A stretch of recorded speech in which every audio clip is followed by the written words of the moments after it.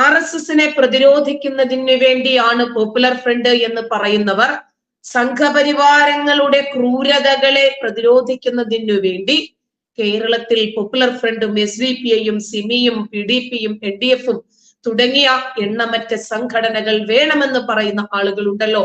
ചോദിക്കട്ടെ, സിറിയയിൽ RSS ഉണ്ടോ? സിറിയയിൽ BJP ഉണ്ടോ? ഇല്ല. പിന്നെ എന്തിനായിരിക്കും അവിടെ ISIS എന്ന സംഘടന? അമേരിക്കയിലുണ്ടോ? ഇറാനിലുണ്ടോ? ഇറാഖിലുണ്ടോ? അഫ്ഗാനിലുണ്ടോ? ഇവിടെ ഒന്നുമില്ല. പക്ഷെ ഇവിടെയൊക്കെ എണ്ണമറ്റ തീവ്രവാദ സംഘടനകളും ഉണ്ട്. അപ്പോൾ RSSനെ പ്രതിരോധിക്കാൻ വേണ്ടിയാണ് എന്ന് പറയുന്നത് പച്ചക്കള്ളം. ഞാൻ പറഞ്ഞു വരുന്നത് പോയിന്റിലേക്ക് തന്നെയാണ്.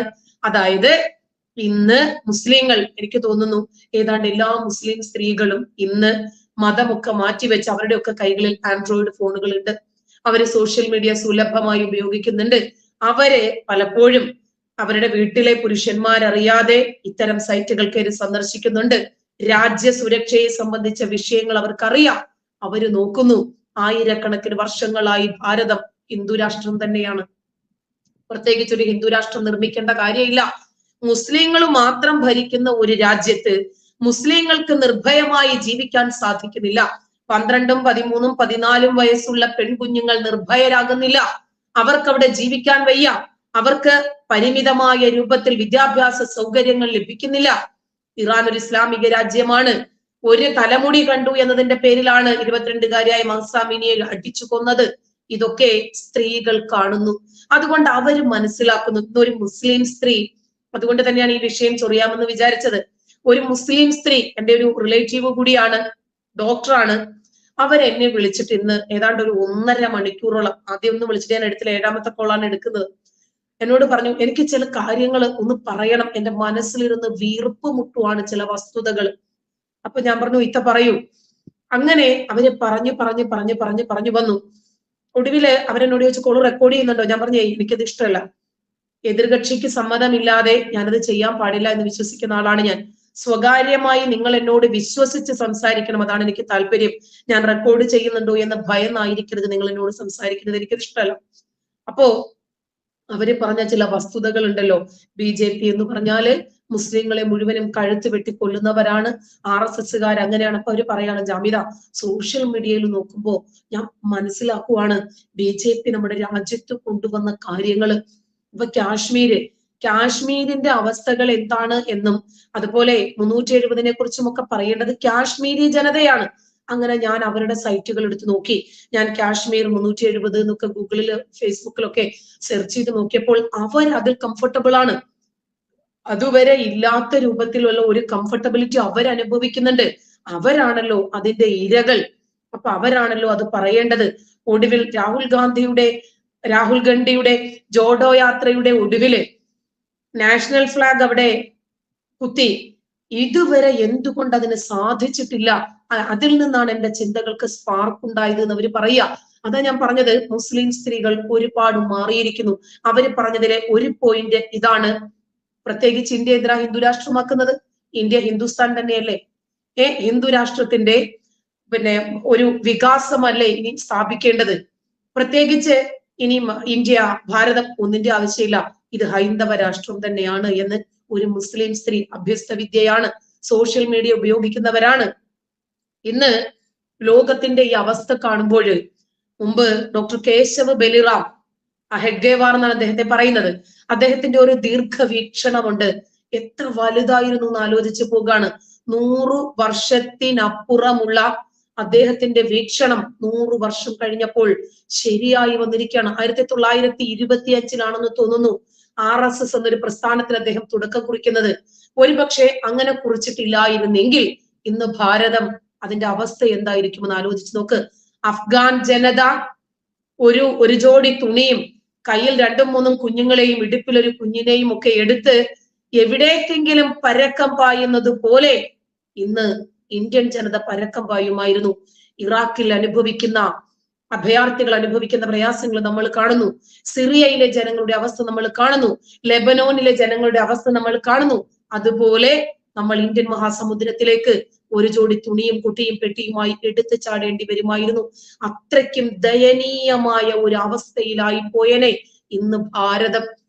ഇത്രയ്ക്ക് സുരക്ഷയോടെ സുരക്ഷിതത്വ ബോധത്തോടെ സ്വാഭിമാനത്തോടെ നമുക്ക് ഈ ഭാരതത്തിൽ ജീവിക്കാൻ സാധിക്കുന്നത് ഇത്തരം സംഘടനകൾ നമ്മുടെ രാജ്യത്തെ മതാധിപത്യ രാജ്യമാക്കി മാറ്റാൻ വേണ്ടി മുറവിളി കൂട്ടുന്ന എല്ലാ മാർഗത്തിലൂടെയും അവർ കിണഞ്ഞ് പരിശ്രമിച്ചു കൊണ്ടിരിക്കുന്ന സാഹചര്യത്തിൽ അവരോട് എതിരിടാൻ, ഈ രാജ്യത്തിന് വേണ്ടി നിലകൊള്ളാൻ ഇത്തരം രാജ്യസ്നേഹികൾ ഉള്ളത് കൊണ്ടാണ് ഭാവിയിൽ വളർന്നു വരാൻ സാധ്യതയുള്ള ഭീകരതയെ പറ്റി മനസ്സിലാക്കാനും അതിനെ ചെറുത്തു നിർത്താനും ഒരു സംഘടന വേണം. രാജ്യസ്നേഹികളായ ഒരു വലിയ സമൂഹത്തെ പ്രാപ്തരാക്കേണ്ടതുണ്ട് എന്ന് 100 വർഷത്തിന് മുമ്പ് ഒരു മനുഷ്യൻ മനസ്സിലാക്കുവാണ്. അതുവഴി ഈ രാജ്യത്തിന്റെ അഖണ്ഡതയെ, ഇതിന്റെ സുരക്ഷിതത്വത്തെ ഇത് പിടിച്ചു നിർത്തണം. അതിനു വേണ്ടിയിട്ട് സംഘടിതമായ ഒരു രൂപം ഈ ഭാരതത്തിനുണ്ടാകണം എന്ന് ദീർഘവീക്ഷണത്തോടുകൂടി ആ മനുഷ്യൻ ചിന്തിച്ചത് കൊണ്ടാണ് ഇന്ന് നമുക്കറിയാം നമ്മുടെ രാജ്യം ഇത്രമാത്രം തീവ്രവാദ ഭീഷണിയിലാണ്. എന്നിട്ടും നമുക്കൊരു കുലുക്കവുമില്ല. കാരണം എന്താ? ഭാരതം ആരുടെ കരങ്ങളിലാണ്? ഭാരതത്തിന്റെ കരസേനയും നാവികസേനയും വ്യോമസേനയും രാജ്യത്തിന്റെ അതിർത്തികളും സുരക്ഷിതമാണ് എന്ന് നമുക്കിന്ന് ഉറപ്പുണ്ട്. കാരണം ഇതുപോലെയുള്ള ചരിത്രകാരന്മാരായ പിൻഗാമികളുടെ കയ്യിൽ ഈ ഭാരതം സുരക്ഷിതമാണ് എന്ന് നമുക്കറിയാം. ഭാരതത്തിലെ ഭൂരിപക്ഷം ജനതയും വിശ്വസിക്കുന്നു ഇന്ന് നരേന്ദ്രമോദിയുടെ കയ്യിൽ ഈ ഭാരതം സുരക്ഷിതമാണെന്നും ഈ ഭാരതത്തെ തകർക്കാൻ വരുന്നവരുടെ മുന്നിലെല്ലാം വഴിമുടക്കികളായി നിൽക്കുന്ന RSS, BJP പോലെയുള്ള രാഷ്ട്രീയ പ്രസ്ഥാനങ്ങൾ ഉണ്ട് എന്നത് ഒരുപക്ഷെ ഇത് കേട്ട് കഴിയുമ്പോൾ യുക്തിവാദികൾ ഒന്നടങ്കം എനിക്കെതിരെ തിരിയും, പ്രശ്നമില്ല. ഒരു സത്യം തുറന്ന് പറയുമ്പോൾ ലോകം മുഴുവനും എതിരായാലും ശരി, ഈ മണ്ണിൽ നമ്മൾ നിർഭയരായി നിലനിൽക്കുന്നിടത്തോളം കാലം നമ്മളത് പറഞ്ഞേ പറ്റൂ. ഇതിനു മുമ്പ് രാജ്യമാരുടെ കരങ്ങളിലായിരുന്നു. എത്ര തവണ നമ്മൾ ആക്രമിക്കപ്പെട്ടിട്ടുണ്ട്. എന്താ ഇപ്പൊ കാശ്മീർ വഴി പാകിസ്ഥാനികൾ നുഴഞ്ഞു കയറാത്തത്? ഈ മണ്ണിൽ അധികാരം പിടിക്കാൻ കഴിയില്ല, ഈ മണ്ണിൽ അവർക്ക് പിടിച്ചു നിൽക്കാൻ കഴിയില്ല എന്നവർക്ക് ഉറപ്പാണ്. ഏത് രൂപത്തിലുള്ള തീവ്രവാദത്തിനെതിരെയും മികച്ച പ്രതിരോധം തീർക്കാൻ ഇവിടെ ധാരാളം പ്രസ്ഥാനങ്ങളുണ്ട്. ലോക രാജ്യങ്ങൾ പോലും ഈ രാജ്യത്തിന്റെ ഒരു പോക്കിനെ അംഗീകരിക്കാൻ തുടങ്ങിയിട്ടുണ്ട്. കോടിക്കണക്കിന് രാഷ്ട്ര സ്നേഹികളെ ഉയർത്തിക്കൊണ്ടുവന്ന ഒരുപാട് പ്രസ്ഥാനങ്ങളുണ്ട് ഈ രാജ്യത്ത്. ഒരു തീവ്രവാദത്തെയും ഒരു വിഘടനവാദത്തെയും ഭാരതീയർ ഭയപ്പെടേണ്ടതില്ല. രാജ്യത്തിനകത്ത് കടന്നുകൂടിയിരിക്കുന്ന ഇസ്ലാമിക തീവ്രവാദ ശക്തികൾക്ക് കഴിഞ്ഞ 1/4 നൂറ്റാണ്ട് കാലമായി വേരുറപ്പിക്കാൻ സഹായകമായത് ഈ രാജ്യത്തിന് കോൺഗ്രസ് നൽകിയ സംഭാവനകളാണ്, പറയാതിരിക്കാൻ വയ്യ. രാജ്യസ്നേഹികൾ അവർ പ്രകോപിതരാണ്. അവരുടനെ തന്നെ തെരുവിലിറങ്ങും, അവർ കടകളടിച്ച് തകർക്കും, ആളുകളെ കൊന്നുകളയും, അവർ ഹർത്താലുകൾ നടത്തും. ഇങ്ങനെ ഈ ചില കുഞ്ഞുങ്ങളുണ്ടല്ലോ, എന്തെങ്കിലുമൊക്കെ നിർബന്ധം പിടിച്ച് കരയുമ്പോൾ നമ്മൾ അതങ്ങ് സാധിച്ചു കൊടുക്കും. ശരി, അതിന്റെ കരച്ചിലങ്ങ് നിൽക്കട്ടെ എന്ന്. ഇല്ല, കൊടുക്കാതിരുന്നാൽ, ഒരിക്കൽ കൊടുക്കാതിരുന്നാൽ മതിയാകും. ആ നിർബന്ധം അവിടെ അവസാനിക്കും. അപ്പൊ അവൻ മനസ്സിലാക്കും, ഞാൻ നിർബന്ധം പിടിച്ചിട്ട് കരഞ്ഞിട്ട് ഒരു കാര്യവും ഇല്ല എന്ന് മനസ്സിലാക്കും. പക്ഷേ ആ നിർബന്ധത്തിന് നമ്മൾ വഴങ്ങിക്കൊടുത്താൽ ജീവിതത്തിൽ ഉടനീളം പലതിനും വേണ്ടി നിർബന്ധം പിടിക്കും, നമ്മളത് ചെയ്തു കൊടുക്കേണ്ടി വരും. നമ്മുടെ മഹാത്മാഗാന്ധി പറഞ്ഞതുപോലെ മുസ്ലിങ്ങളല്ലേ, അവര് പ്രകോപിതരാണ്, കുറച്ച് ആളുകളെ കൊന്നു കഴിയുമ്പോൾ അവരുടെ ദേഷ്യം അങ്ങ് അടങ്ങുമെങ്കിൽ കുറച്ചു പേര് ചാകാൻ അങ്ങ് തയ്യാറായിക്കോ. അതൊക്കെ അന്തകാലം, ഇതൊന്നും ഇനി നടക്കില്ല. ഇതുപോലെ തന്നെ മതേതര കുപ്പായം അണിഞ്ഞ് നമ്മുടെ നാട്ടിൽ ഈ മതേതര പച്ചക്കുപ്പായത്തിന്റെ മറവിൽ ഇടതു പാർട്ടിയും കേരളത്തിൽ ഉൾപ്പെടെ ഭീകരവാദത്തെ വാനോളം വളർത്തുകയായിരുന്നു.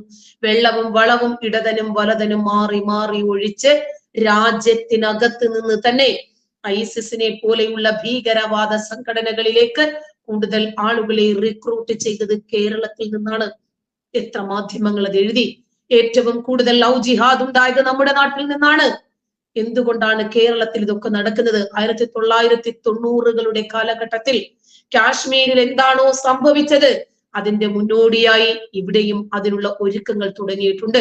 ഇടതനും വലതനും RSSനെ നാഴികയ്ക്ക് 40 വട്ടം എതിർത്തുകൊണ്ട് കവലപ്രസംഗം നടത്തുന്നുണ്ട്. എന്നിട്ട് സംഘപരിവാരത്തിന് ഈ നാട്ടിൽ എന്തെങ്കിലും സംഭവിച്ചോ? അവരങ്ങ് പിന്മാറിപ്പോയോ? ഇടതനും വലതനും മുസ്ലിം ഭീകരരും ഒക്കെ നമ്മളെ എതിർക്കുന്നു, അതുകൊണ്ട് ഇനി നമുക്കിവിടെ വേരുറപ്പിക്കാൻ പറ്റില്ല. അതല്ല അവര് വിചാരിച്ചത്. രാഷ്ട്രത്തെ സ്വയം സേവിക്കാൻ തയ്യാറായി നമുക്കൊരു പക്ഷേ ഈ വഴിയിൽ ജീവൻ നഷ്ടപ്പെട്ടേക്കാം. നമുക്ക് മാനഹാനികൾ സംഭവിച്ചേക്കാം. രാജ്യമാണ് പ്രധാനം. രാഷ്ട്രമുണ്ടെങ്കിലേ ഇവിടെ രാഷ്ട്രീയക്കാരുള്ളൂ, രാഷ്ട്രീയ സംഘടനകളുള്ളൂ. ഓരോ ദിവസവും ചാണകസംഖ്യകൾ വളരുന്നത് എന്തുകൊണ്ടാ? അവർ നിലകൊള്ളുന്നത് രാജ്യത്തിന് വേണ്ടിയായതുകൊണ്ടാണ്. രാജ്യത്ത് ഏറ്റവും കൂടുതൽ ശാഖകൾ ഉള്ളത് ഇന്ന് കേരളത്തിലാണ്. കേരളം മറ്റൊരു കാശ്മീർ ആകാതെ ഇരിക്കുന്നതിന്റെ പ്രധാനപ്പെട്ട കാരണവും ഇത് തന്നെയാണ്. ആദ്യം RSSനെ എതിർക്കണം, അതിനെ ഇല്ലാതാക്കണം. എന്നാൽ മാത്രമേ ജിഹാദി തീവ്രവാദികൾക്ക് പരിപൂർണമായി അഴിഞ്ഞാടാൻ പറ്റൂ. ഏതെങ്കിലും ഒരു RSSകാരൻ ഈ രാജ്യത്തിനെതിരെ പ്രവർത്തിച്ചു എന്നതിന്റെ തെളിവുകൾ ഇവർ കൊണ്ടുവരട്ടെ. RSSന്റെ ഭീകരതയെ നമ്മൾ എതിർക്കുന്നു. എല്ലാ പാർട്ടികളുടെയും ഭീകരതയെ, തീവ്രവാദത്തെ നമ്മൾ എതിർക്കുന്നു. ഒരു തീവ്രവാദത്തെ നമുക്ക് അംഗീകരിക്കാൻ കഴിയില്ല. നമുക്ക് മിതവാദമാണ് എപ്പോഴും നല്ലത്. ആരും തീവ്രമായി വളരണ്ട, പക്ഷെ എല്ലാവർക്കും ഇവിടെ വളരാൻ കഴിയണം. ഏതെങ്കിലും ഒരു തീവ്രവാദ പ്രസ്ഥാനവുമായി ഒരു RSSകാരനോ ഒരു BJPക്കാരനോ സന്ധി ഉണ്ടാക്കി, അതല്ലെങ്കിൽ വിദേശത്ത് നിന്ന് രാജ്യവിരുദ്ധതയ്ക്ക് വേണ്ടി പണം വാങ്ങി, അതല്ലെങ്കിൽ പാകിസ്ഥാനോ അതല്ലെങ്കിൽ രാജ്യവിരുദ്ധർക്കോ ഈ രാജ്യത്തിന്റെ രഹസ്യങ്ങൾ ചോർത്തിക്കൊടുത്തു കാണിക്കണം. അതൊക്കെ കാണിച്ചു തന്നാൽ നമ്മളും ഇവർക്കെതിരെ തിരിയും. ഇടതനും വലതനും വേണ്ടത്ര ഫണ്ട് നൽകി ഒതുക്കുകയായിരുന്നു ഇതുവരെ ഈ വോട്ട് ബാങ്ക് കാണിച്ച് ഇവർ ചെയ്തത്.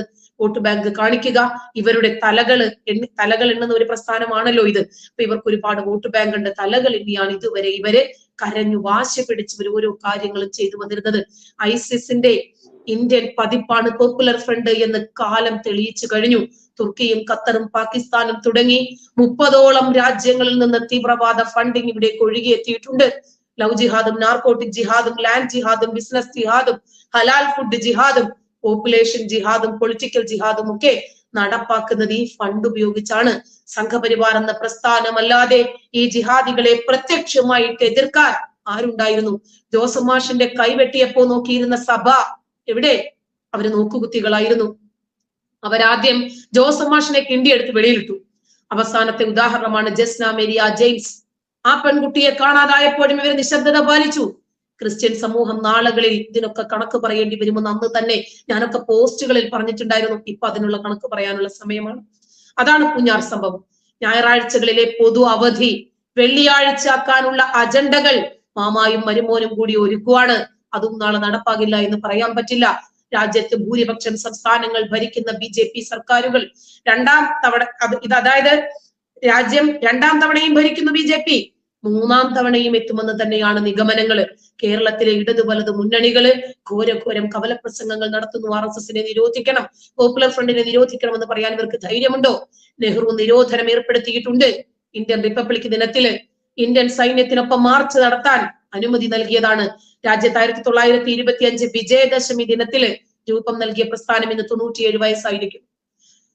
അപ്പോ ലോകത്ത് 39 രാജ്യങ്ങളിൽ സംഘപരിവാർ പ്രസ്ഥാനങ്ങൾ പ്രവർത്തിക്കുന്നതാണ് ഞാൻ മനസ്സിലാക്കുന്നത്. RSSനെ എതിർക്കുന്നവരോട് പറയാനുള്ളത്, സിറിയയിൽ RSS ഇല്ല. നിരപരാധികളെ ISIS ഭീകരർ കഴുത്ത് വെട്ടി കൊല്ലുന്നത് RSSനെ ഭയന്നിട്ടല്ല, RSSനെ എതിർക്കാൻ വേണ്ടിയിട്ടല്ല. ലെബനനിൽ RSS ഉള്ളത് കൊണ്ടല്ല. ISIS പച്ചയ്ക്ക് മനുഷ്യന്റെ കയ്യും കാലും കഴുത്തും വെട്ടുന്നതും പച്ചയ്ക്ക് മനുഷ്യനെ തീ കൊളുത്തുന്നതും. ഇറാഖിൽ RSS ഇല്ല, അതുകൊണ്ടാണ് അവിടെ ചാവേറാക്രമണം നടത്തുന്നത് എന്ന് നിങ്ങളൊന്ന് പറ. പള്ളികളിൽ എന്തുകൊണ്ടാണ് പൊട്ടിത്തെറികൾ നടക്കുന്നത്? അമേരിക്കയിൽ RSS ഉണ്ടോ? വേൾഡ് ട്രേഡ് സെന്റർ തകർത്തത് ആരാണ്?